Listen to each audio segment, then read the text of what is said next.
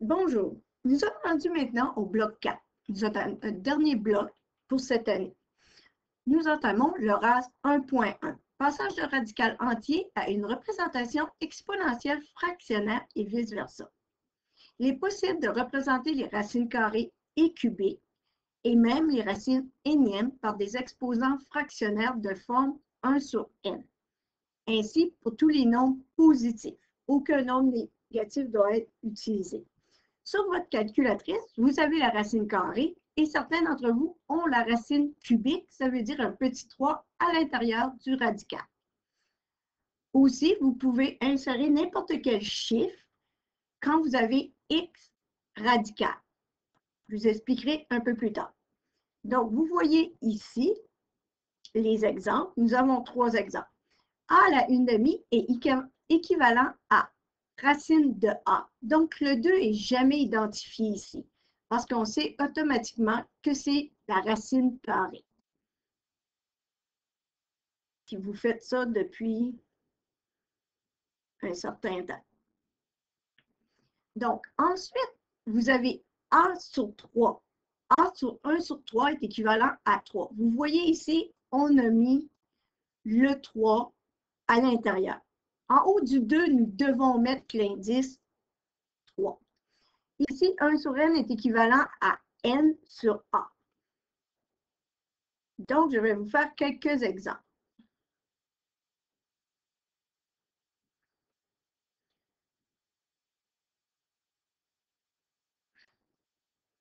Donc, exemple, si j'ai 32 et c'est 5 septièmes.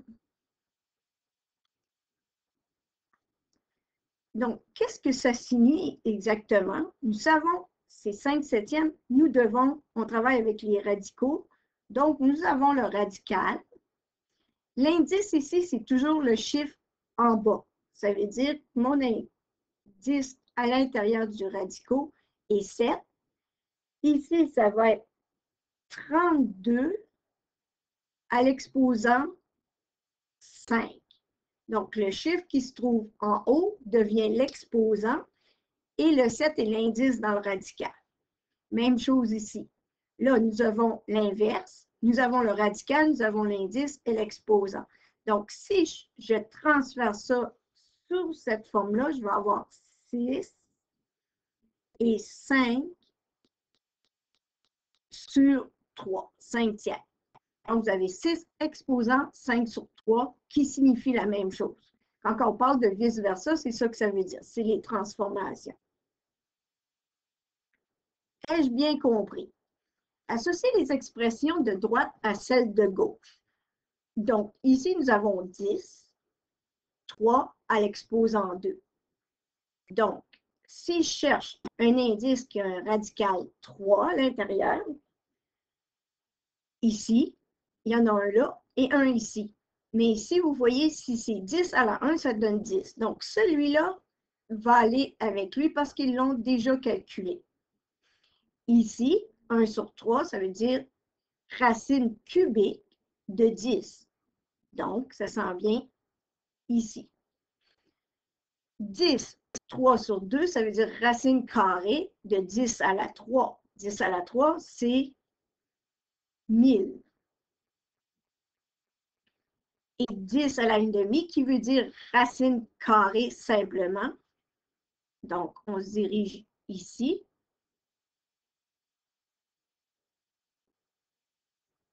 Et le dernier, 10, 2 sur 2. 2 sur 2, vous devez savoir simplifier, qui veut dire 1. Donc, c'est seulement 10. Donc, si vous comprenez ceci, vous êtes capable de le faire, vous voyez les transformations, vous avez compris. Maintenant, écris ces nombres à l'aide d'un radical. Donc, ici, si je mets les nombres sous forme de radical, je mets mon radical, mon indice est ici. Je vais juste vous mettre le 3. Donc, le 3, moi, je sais que je dois l'indiquer ici. Et je mets le 9. Je n'ai pas besoin de mettre l'exposant 1. Je fais la même chose ici. je fais le radical. Je mets mon chiffre ici, 11. Qu'est-ce qui est mon indice? Ici, mon indice est aussi le 3. Donc, je mets mon 3 ici. Et l'autre chiffre qui reste en haut, on le met ici en exposant. Donc, le principe est assez simple. Ici, à cause que c'est 2, vu que c'est 2, donc, on ne l'indique pas. On va indiquer plutôt racine de 5. C'est tout. Et je continue ici.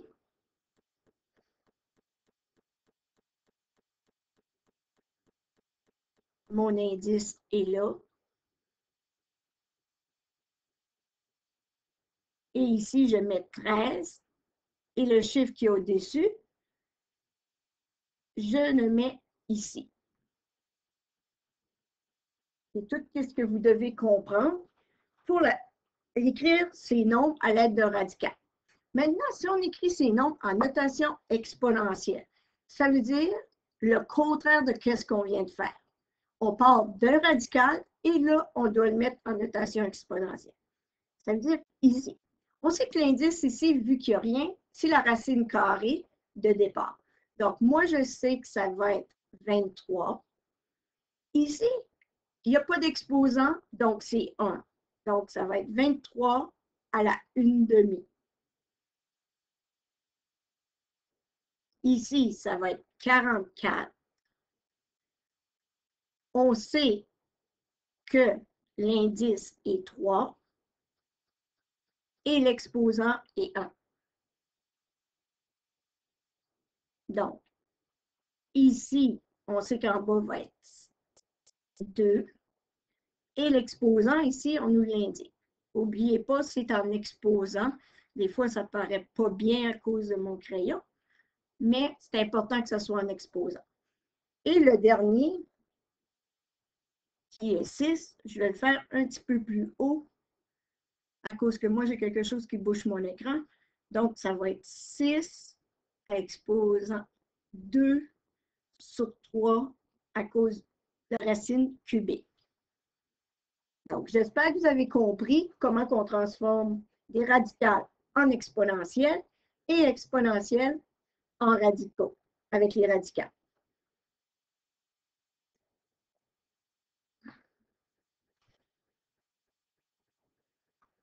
Maintenant, je sais qu'on parlait des radicaux tantôt et des formes exponentielles. Je vais faire un petit résumé de la loi des exposants aussi avec des exposants de nombres fractionnaires parce que ça se rattache avec les radicaux, le 1.1. Donc, il y a une loi, vous vous souvenez, quand on multiplie, qu'est-ce qui arrive avec les exposants? Vous savez, quand c'est une multiplication, on additionne les exposants. La plupart d'entre vous, vous vous souvenez de ceci. Donc, ça va faire 5 à la 7.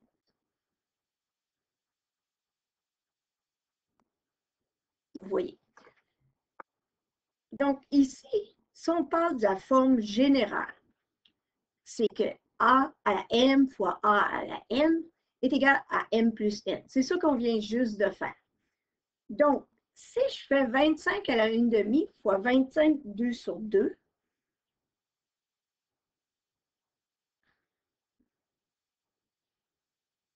donc vous voyez, j'ai la même base ici. Donc, la base va rester pareille parce que c'est une multiplication. Donc, je sais que 1 plus 2, ça va faire 3/2.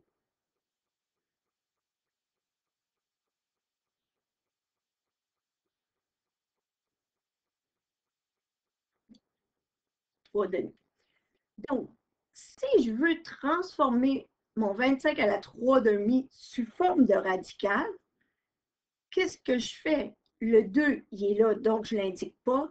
Je fais 25 exposant 3. Donc, après, si je calcule ceci, ça va me faire 15 625. en dessous du radical. Il va faire une réponse finale de 125. Donc, ça se peut qu'on vous demande dans le devoir de faire ceci, de calculer sous forme de radicaux, de calculer seulement le mettre en radicaux. Même chose. Ici, on a quotient de puissance de même base, la loi des divisions. Vous savez, on soustrait quand c'est la même base. Le seul temps qu'on ne peut pas utiliser des lois, c'est quand nous avons les additions et les soustractions. Donc, 5 moins 3.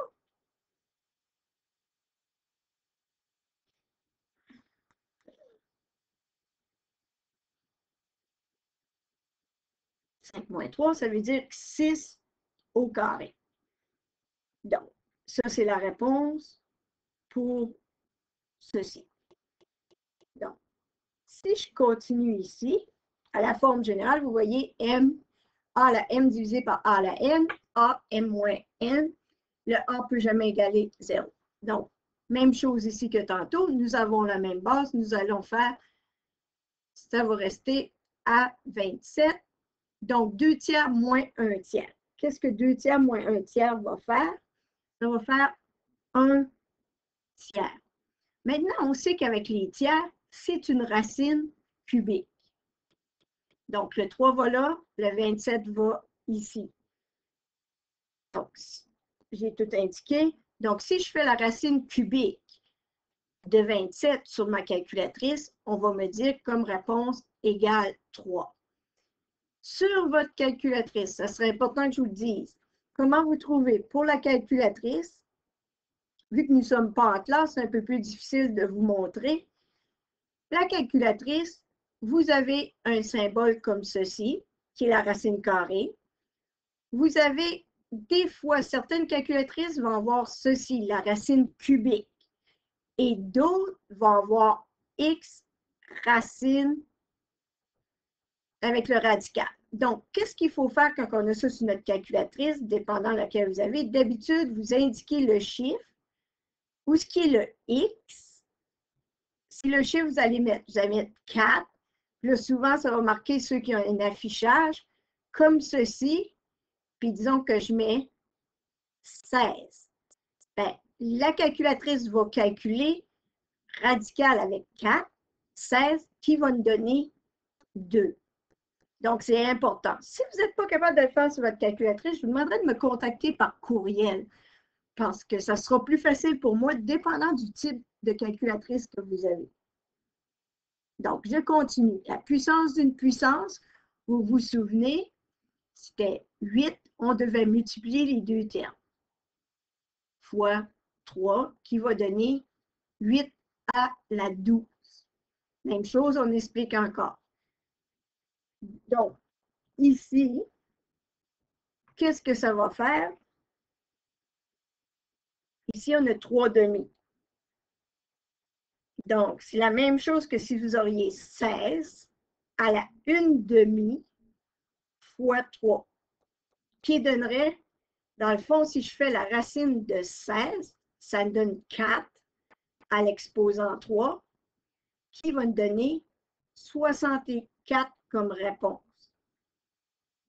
Donc, je vais faire une flèche pour vous indiquer que ceci est le résultat. Donc, je l'ai retransformé. J'ai pris ma base. Autrement dit, qu'est-ce que j'ai fait ici? J'ai pris le 2, je l'ai mis dans la racine, j'ai mis mon 16 et j'ai mis mon exposant ici. Que dans le fond, qu'est-ce qui me donne ce résultat-là? Il y a plusieurs façons de le faire. Quelqu'un aurait pu faire juste racine de 2 exposant 3 aussi. Ça va tout vous donner 64.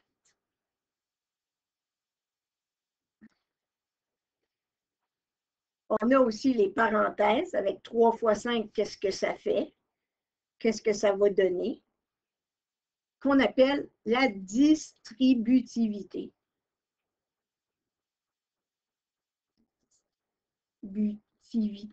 C'est un terme que vous connaissez en mathématiques, qui veut dire que je dois distribuer sur les deux nombres.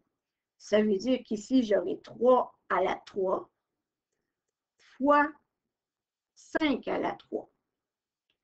Si je fais le calcul, ici, ça me fait 27 fois 125 pour arriver à 3375, qui est votre réponse. C'est une façon de distribuer les choses. Maintenant, là, j'ai montré la distribution, qu'est-ce que c'était. Je fais un autre exemple avec quand on a déjà l'exposant, qu'est-ce qu'on fait si on veut le ramener sous forme de parenthèse? Dans le fond, c'est 3 fois 12 à l'exposant 1/2. Donc, si je fais 3 fois 12, ça fait 36 à la 1/2. Une autre façon de le faire. Qu'est-ce qui est 36 à la 1/2? Vous allez apprendre vite que c'est racine carrée de 36 qui égale à 6 comme résultat. Donc, chaque fois que vous voyez un nombre à la 1/2 maintenant, vous devez savoir que c'est la racine carrée de ce nombre-là, quand il est en exposant. Ici, qu'est-ce que j'ai? J'ai racine cubique de 5 fois racine cubique de 160. Donc, si je veux simplifier tout ça, je mets racine cubique 5 fois 160 parce que j'ai la même racine cubique. Donc, 3 racines cubiques de 5 fois 160, ça me fait 800. Et je peux le laisser comme ça. Dans certains de vos devoirs, on va vous demander de calculer à l'aide de la calculatrice. Ça veut dire que vous allez avoir des décimaux comme réponse et c'est tout à fait normal. Ici, une autre façon, on a 50 à la 1/2. Soit qu'on fait racine carrée de 50, ou bien on peut décomposer notre 50 qui fait 25 fois 2 à la 1/2. Qui veut dire que je peux faire 25 à la 1/2 fois 2 à la 1/2. Je vais aller ici. Si je fais 25 à la 1/2, moi, je sais que c'est racine carrée de 25 fois racine carrée de 2. Est-ce que racine 25 arrive juste? Est-ce qu'on peut calculer? Oui. Racine de 2, ça reste comme ceci. Donc, votre réponse sera 5 fois racine de 2 qui s'écrit comme ceci en mathématiques. Et vous la laissez sous cette forme-là. Vous n'avez pas besoin d'aller la calculer.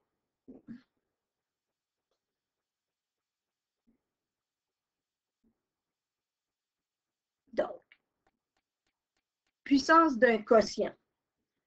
Donc, puissance d'un quotient, qu'est-ce qu'on fait? On a 18 à la 4 divisé par 6 à la 4. Vous pouvez... Oh.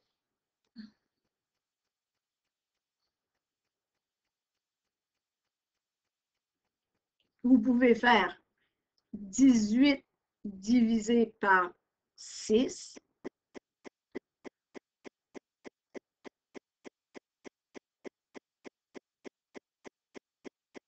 Qui va faire à la 4. Si je fais 18 divisé par 6, ça fait 3 à la 4. Et si vous calculez 3 à la 4, vous arrivez à 81 comme réponse. Donc, même chose ici, nous avons 128 à l'exposant 1 tiers et 2 à la 1 tiers. On peut simplifier ça.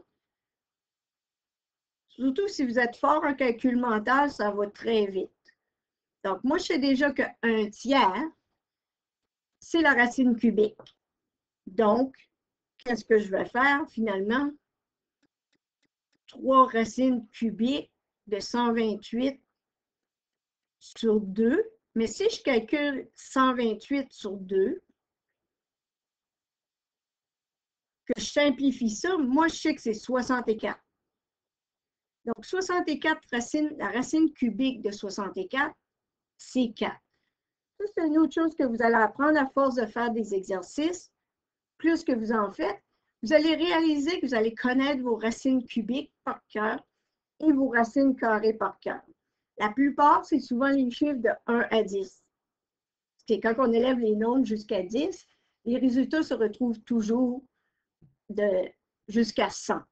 Et des fois, quand c'est 128 ou ainsi de suite, c'est aussi les racines cubiques. C'est souvent les mêmes termes qui reviennent, les mêmes chiffres très souvent. Donc, au cours de votre secondaire, vous allez réaliser que vous faites toujours les mêmes chiffres. Donc, vous allez les apprendre, vous allez prendre un peu de vitesse. Donc, ici, on voit que c'est 2 racines carrées. Le radical, c'est 2, l'indice. Donc, je peux faire... Oh.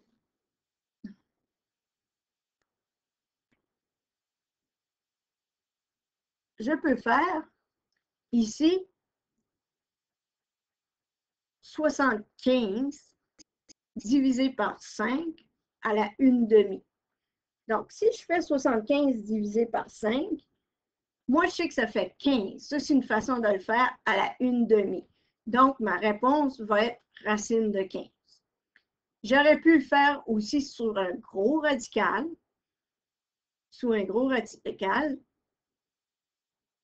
puis arriver aussi à la réponse radicale 15. Vous voyez, il y a 2 façons de le faire. Ceci, c'est une façon, puis ceci, c'est une autre façon.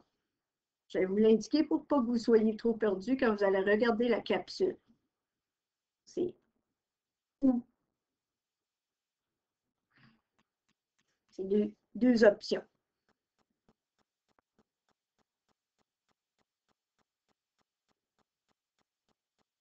Et le dernier, vous voyez, ils l'ont mis sous la forme d'un gros radical. On peut, vu que 25 ne se divise pas par 4 et qu'il n'arrive pas un nombre entier, qu'est-ce qu'on peut faire? C'est faire racine de 25 sur racine de 4. Donc, racine de 25, c'est 5. Racine de 4, c'est 2. Donc, vous arrivez vite en le décomposant comme ceci à votre réponse. Sinon, si vous le faites autrement, vous allez arriver, premièrement, ça ne se fait pas, et vous allez arriver avec des décimaux qu'on ne veut pas. Donc, comme vous pouvez voir depuis le début, on apprend à transformer la loi des exposants, mais maintenant en utilisant les radicales, les nombres fractionnaires. Donc, vous voyez, on a tout utilisé les différentes lois des exposants tout au long. Multiplication, division, puissance d'une puissance, puissance d'un produit, puissance d'un quotient. Quotient, n'oubliez pas, ça a rapport avec la division. Je retourne au bas de la page. Ici. Donc, c'est seulement un petit résumé lequel l'énumérateur d'un exposant fractionnaire est différent de 1. La commutativité de la multiplication permet d'extraire la racine du dénominateur en premier. Ainsi, les nombres à calculer sont moins gros. C'est ça qu'on veut dire. On peut simplifier. De ce fait-là, les nombres sont moins gros. On peut faire des calculs mentaux. De cette façon, ainsi de suite. Il vous montre les exemples. Vous voyez ici, le nombre est très gros. Donc, 8 à la 5, c'est ça que ça donne. Donc, ça arrive à 32. C'est une façon de le faire. J'espère que vous avez bien compris 1.1 et 2.2 dans cette capsule. Ça va vous aider à faire votre feuille de travail 1 et feuille de travail 2 dans le devoir. N'oubliez pas, si vous avez des questions, communiquez par courriel et n'oubliez surtout pas les sessions